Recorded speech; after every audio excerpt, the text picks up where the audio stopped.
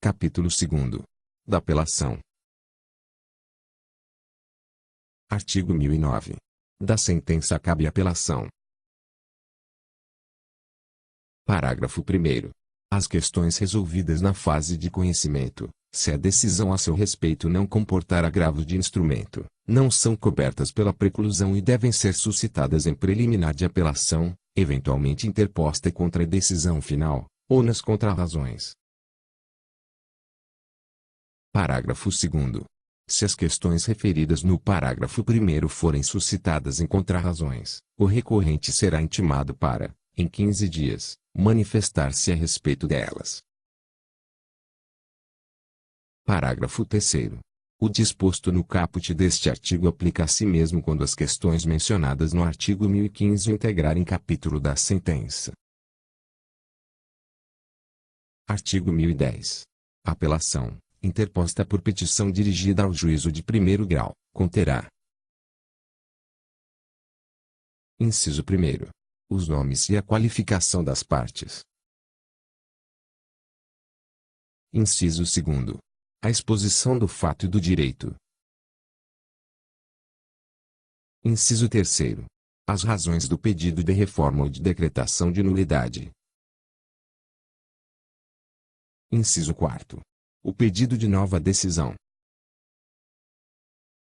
Parágrafo 1º. O apelado será intimado para apresentar contrarrazões no prazo de 15 dias. Parágrafo 2º. Se o apelado interpuser apelação adesiva, o juiz intimará o apelante para apresentar contrarrazões. Parágrafo 3º. Após as formalidades previstas nos parágrafos 1º e 2º, os autos serão remetidos ao tribunal pelo juiz, independentemente de juízo de admissibilidade. Artigo 1011. Recebido o recurso de apelação no tribunal e distribuído imediatamente, o relator. Inciso 1º. Decidi-lo-á monocraticamente apenas nas hipóteses do artigo 932, incisos 3º a inciso 5º. Inciso 2º. Se não for o caso de decisão monocrática, elaborará seu voto para julgamento do recurso pelo órgão colegiado. Artigo 1012. A apelação terá efeito suspensivo. Parágrafo 1º. Além de outras hipóteses previstas em lei, começa a produzir efeitos imediatamente após a sua publicação a sentença que: Inciso 1º. Homologa a divisão ou demarcação de terras. Inciso 2º. Condena a pagar alimentos. Inciso 3º. Extingue sem resolução do mérito ou julga improcedentes os embargos do executado. Inciso 4º. Julga procedente o pedido de instituição de arbitragem. Inciso 5º. Confirma, concede ou revoga tutela provisória. Inciso 6º. Decreta a interdição. Parágrafo 2º. Nos casos do parágrafo 1º, o apelado poderá promover o pedido de cumprimento provisório depois de publicada a sentença. Parágrafo 3º. O pedido de concessão de efeito suspensivo nas hipóteses do parágrafo 1º poderá ser formulado por requerimento dirigido ao Inciso 1º. Tribunal, no período compreendido entre a interposição da apelação e sua distribuição, ficando o relator designado para seu exame prevento para julgá-la. Inciso 2º.